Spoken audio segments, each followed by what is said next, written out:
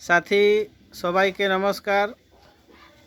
আজকে আবার উপস্থিত হয়েছেন আমাদের সামনে অনার্য জাতির সুপথ দেখানোর মার্গদর্শক বলেন, নেতা বলেন মাননীয় তাপস সরকার মহাশয়।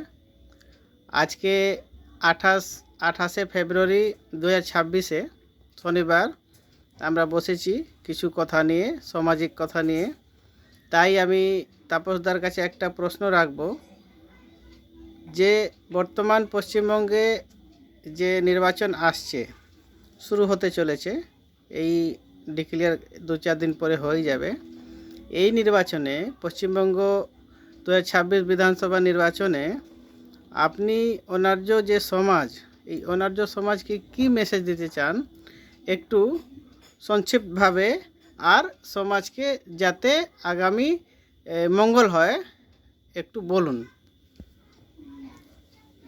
প্রিয় আমার অনার্য ভাই বোনেরা, অনার্য জাতির উদ্দেশ্যে আজকে যে কথাটা আমি বলবো, এই কথাটা হয়তো যারা আমাদের সমাজের যারা অনার্য জাতির মানুষ, যারা দুটো ডাল ভাতের জন্য আজকে দিনমজুরের কাজ করে, তারা হয়তো কিছুই বুঝবে না বা হয়তো উল্টো বুঝে ফেলতে পারে। কিন্তু যারা আজকে পশ্চিমবঙ্গের পরিস্থিতি নিয়ে ট্রেনে বাসে আলোচনা করে বা যারা একটু রাজনীতির সঙ্গে যুক্ত আছে, তারা কিছুটা হয়তো বুঝতে পারে। আমাদের এই অনার্য জাতি রাজনীতি চিরকালই বুঝত, কিন্তু এমন এমন ঘটনার মধ্যে দিয়ে এই অনার্য জাতিকে নিয়ে যাওয়া হয়েছে এই বাংলা প্রদেশে। সারা ভারতবর্ষের মধ্যে এই বাংলা প্রদেশকে বিভক্ত করা হয়েছে শুধু আমাদের এই রাজনৈতিক যে চিন্তা ভাবনা, আমাদের রাজনীতির যে উত্থানের যে আমাদের যে ট্যালেন্ট, আমাদের যে বৈজ্ঞানিক ভিত্তি, এই জিনিসটাকে নষ্ট করার জন্য বাংলাদেশ বলে একটা দেশ তৈরি করে আমাদের বাংলাকে ভাগ করা হয়। কারণ আমরাই জিতিয়েছিলাম বাবা সাহেব আম্বেদকরকে এই বাংলা থেকে। বাংলার নমশূদ্ররা যোগেন মণ্ডল, মহাপ্রাণ যোগেন মণ্ডলের নেতৃত্বে যোগেন মণ্ডল সাহেব আমাদের বাবা সাহেব আম্বেদকরকে সংবিধানে গণপরিষদে পাঠিয়েছিল। না হলে পারে আমাদের অধিকার এই ভারতবর্ষে কোনো দিন পেতাম না। বিগত 10,000 বছরের মধ্যে আমাদের এই অনার্য জাতির মধ্যে কেউ আর্যদেরকে ওভারটেক করে নিজের জাতির কথা সারা পৃথিবীর সামনে নিয়ে আসতে পারেনি। কিন্তু আজকে পশ্চিমবাংলায় বিশেষ করে 2026 বাংলা বিধানসভার যে ভোট হতে চলেছে, সেই ভোটে যাতে আমরা যে দেশ ভাগের পরে যেটুকু রাজনৈতিক শক্তি সঞ্চয় করেছি, আমরা এই রাজনৈতিক শক্তিটাকে বর্তমানে আর্য জাতি আবার টার্গেট করেছে।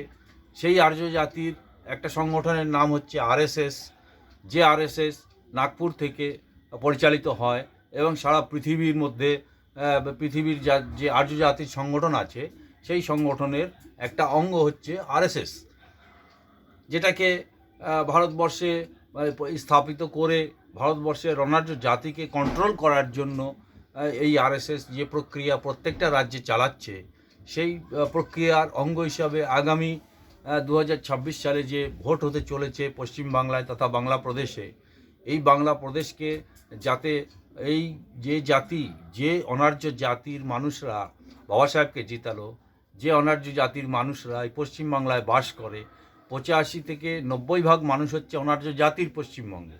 এদের ভিতরে যে রাজনৈতিক চিন্তাভাবনার উদয় হয়েছে, এদের ভিতরে যে বুদ্ধিজীবীদের যেটুকু চিন্তার বিস্ফোরণ হয়েছে, সেটুকুকে নষ্ট করার জন্য এই আরএসএস বা এই সারা পৃথিবীর যে চক্র সারা পৃথিবীকে চালিত করছে, তার অঙ্গ হিসাবে আর্য জাতি এখানে আমাদের এই পশ্চিমবাংলার তথা বাংলা প্রদেশের অনার্যদেরকে আবার শেষ করার পরিকল্পনা শুরু করে দিয়েছে। তার অঙ্গ হিসাবে এসআইআর দেখা যাচ্ছে, ভোটের আগে নাম কাটা, নাম বাদ দেওয়া, নাম ওঠানো, নাম পরিবর্তন, এই করতে করতে আমাদের মানুষ দুটো ভাতের জন্য আজকে দুটো ভাতের জন্য আমরা মানে ছোট বাচ্চা বা আমাদের সন্তানগুলোকে আমরা স্কুলের মিড ডে মিল খাওয়াতে বাধ্য হচ্ছি, আমরা হাতের আঙুলের ছাপ দিয়ে পচা চাল তুলে খেতে বাধ্য হচ্ছি। সেই মানুষগুলোর যে রাজনৈতিক চিন্তা হয়েছে একটু, সেই চিন্তাটুকুকেও শেষ করার জন্য এরা আবার নতুন করে পরিকল্পনা করছে, যে পরিকল্পনা SIR হিসাবে সামনে আসছে। গতকালকের একটা খবরে আমি দেখলাম যে রেশন ডিলারদের এই যে আমাদেরকে যে SIR রেশন দেওয়া হয়, ফ্রি রেশন দেওয়া হয়, সেই নিয়ে সমীক্ষা শুরু করেছে আবার কেন্দ্রীয় সরকার, দেওয়া হবে কি হবে না। সেই নিয়ে সুপ্রিম কোর্ট থেকে, ভারতবর্ষের সুপ্রিম কোর্ট থেকে নির্দেশ জারি করেছে যে যেটা জনগণের চাহিদা পূরণ করছে সেটাকে নিয়ে তোমার চিন্তা কেন। আবার রেশন ডিলার যারা আছে পশ্চিমবঙ্গে তারা আবার বিরোধিতা করছে, কেন এই সমীক্ষা হবে, রেশন দিতে হবে, এইসব চলছে আর কি। তার মানে আমাদের এই অনার্য জাতির যে মানুষগুলো, ভারতবর্ষের অনার্য জাতির একটা অঙ্গ হিসাবে, বিশেষ করে পশ্চিমবঙ্গের যারা SC ST OBC আছে, এই SC ST OBC সমাজের মানুষরা, যাদেরকে টোটাল জাতি হিসাবে অনার্য জাতি বলা হয়, এই অনার্য জাতির মানুষদেরকে যাতে কোনো দিক দিয়ে কোনো রকম সফলতার জীবনে এরা না উঠতে পারে, সেই চিন্তাভাবনা করেছে এই আর্য জাতির সরকার এবং শাসক গোষ্ঠী। সেটা কেন্দ্রীয় সরকার এবং রাজ্য সরকার উভয় মিলেই করছে। একসময় শুনতাম পশ্চিমবঙ্গ যেটা চিন্তা করে, বাংলা যেটা চিন্তা করে আজকে, সেটা কালকে ভারতবর্ষ চিন্তা করে। তো সেই সময় থেকে আজকের দিনে যদি আমরা আসি, তাহলে আমাদের মানুষকে কত পিছনে ঠেলে দেওয়া হয়েছে যে আজকে পশ্চিমবঙ্গের অনার্য জাতি দুটো ভাতের জন্য আঙুলের ছাপ দিতে বাধ্য হচ্ছে। দুটো ভাতের জন্য অনার্য জাতির মানুষ আজকে রেশনে গিয়ে আঙুলের ছাপ দিতে বাধ্য হচ্ছে। আজকে এই যে এত পরিমাণ আমরা ট্যাক্স দিচ্ছি, এই যে ট্যাক্সের টাকা, এই 3 রকমের ট্যাক্স নেওয়া হচ্ছে আমাদের সরকার, আমাদের ইন্ডিয়া গভর্নমেন্ট আমাদের 3 রকমের ট্যাক্স নিচ্ছে। একটা ট্যাক্স হচ্ছে আমরা ডাইরেক্ট কোনো মালপত্র কিনলে GSTর মাধ্যমে নেওয়া হচ্ছে।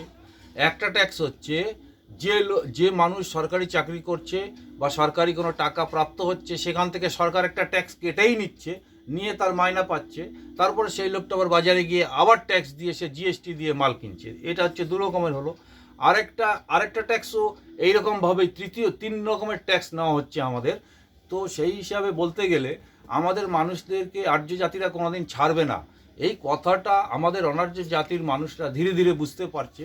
লেখাপড়া তো শেষ করে দিয়েছে রাজ্য সরকার যে লেখাপড়ার সিস্টেম বা ভারতবর্ষের সিস্টেমে এখন চলছে, তাতে আমাদের বংশের, আমাদের জাতির মানুষরা তো ধীরে ধীরে লেখাপড়া থেকে বিমুখ হয়ে গেছে। স্কুলের থেকে তো এখন পাস ফেল প্রথা উঠেই গেছে। ক্লাস 8 পর্যন্ত তো আর পাস ফেল প্রথার কোনো মানে নেই। তো চাকরি বাকরি টোটালি বন্ধ। 2 কোটি চাকরি দেবে কেন্দ্রীয় সরকার ঘোষণা করেছিল আগের ইলেকশানে। 2 কোটি চাকরি তো আমাদের পশ্চিমবঙ্গের ঘরে ঘরে 2 কোটি চাকরি ঢুকে গেছে, চিন্তার কিছু নেই। তো এইভাবে ধীরে ধীরে আমাদেরকে মেরে ফেলা হচ্ছে। এটা স্লো পয়জনের আকারে আমাদের অনার্য জাতিকে শেষ করছে। তো কিছু মানুষ, অনার্য জাতির মানুষ এগুলো বুঝতে পারছে। তো আমার একটাই মেসেজ, যে এইবার যে নির্বাচন আসছে, এই নির্বাচনে যে সমস্ত রাজনৈতিক দল ক্ষমতায় আছে, সেই ক্ষমতাবান কোনো রাজনৈতিক দলকে তোমার নিজস্ব ভোটটা তুমি দেবে না। আর যারা ক্ষমতায় আছে, যেমন রাজ্য সরকারের দল যেখানে জিতেছে,